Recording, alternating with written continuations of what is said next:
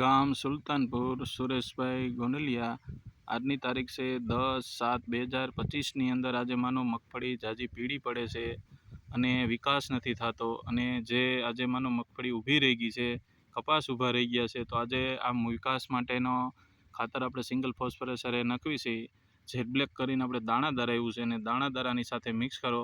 5 વીઘાની અંદર આપણે માનો 2 બેગ જોઈએ છે, એમાં આપણે સિંગલ ફોસ્ફરસની એક થેલી હોય તો એની સાથે પણ તમે કોઈ પણ રેતી સાથે નાખી શકો।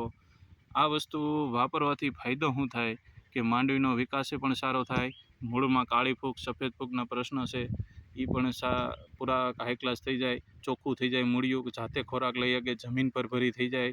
તો તમે આ જોઈ રહ્યા છો, આજે માનો કે 20 દિવસની મગફળી થઈ છે, 15 તારીખની આસપાસ 15/6 વવાણી છે, એટલે માનો કે તમારી નજરે જુઓ તો આ વસ્તુ આજે માનો વિકાસ સારો છે, મગફળી એકદમ તેજમાં આવી ગઈ છે, અને મગફળીમાં કોઈ પણ વાંધો નથી। ફૂટે આમ જુઓ તમારી અંદર બહુ હાઈ ક્લાસ છે, એમાં એડિશન ધ્રુવા અને ફેલી અને એની અંદર આપણે જેટ બ્લેક આ વસ્તુ વાપરેલી છે।